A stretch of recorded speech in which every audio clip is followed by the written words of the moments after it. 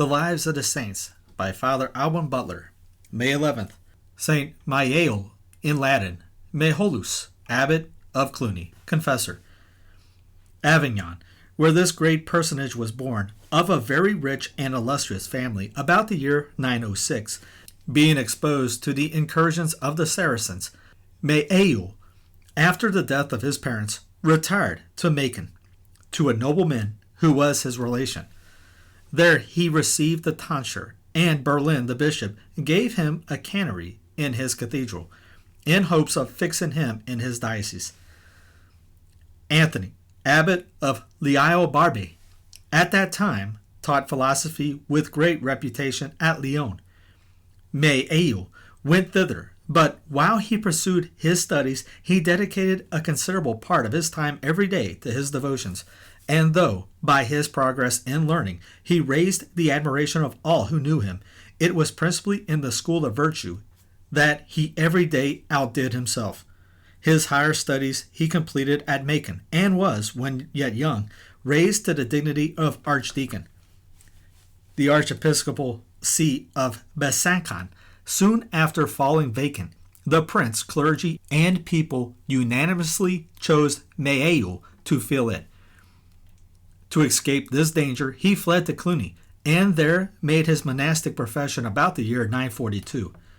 The abbot Aymard appointed him library keeper and apocricarius, to the first of which charges was annexed the care of the studies, to the second that of the treasury, and of all important affairs out of the monastery. As St. Berno, the first abbot of Cluni, had chosen St. Odo his coadjutor, and St. Odo Aymard, so Aymard in 948 raised Maieul to the dignity of joint abbot with him, though he survived to the year 965. His extraordinary merit and virtue gained him the respect and esteem of all the princes of that age. The Emperor Otho the Great placed an entire confidence in him and gave him the superintendency over all the monasteries in his dominions.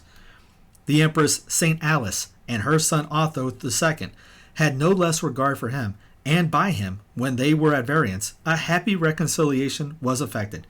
They conspired to have him raised to the popedom, but could by no means overcome his opposition.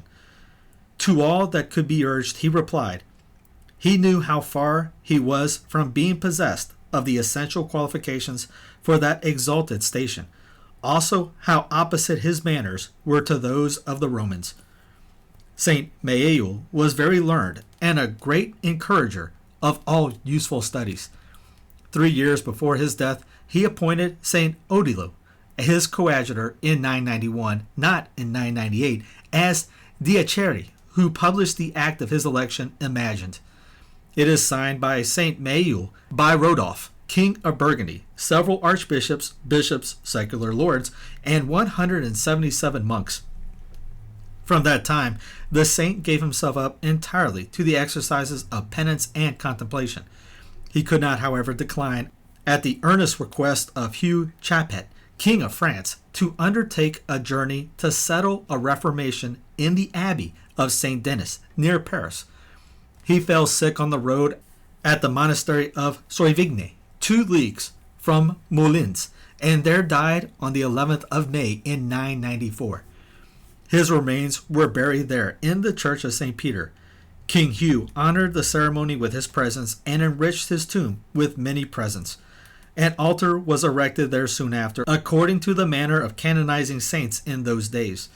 He is named in the Roman Martyrology on this day. His life was written by Cyrus, a monk of Cluni, who dedicated this work to St. Odilo. It is given genuine by Maieul. A monk of the same house added a preface and some trifling discretions, while St. Odilo was still abbot. 2 short lives of this saint were compiled soon after, which see in the continuers of Bolandus, with ancient relations of miracles wrought at his tomb.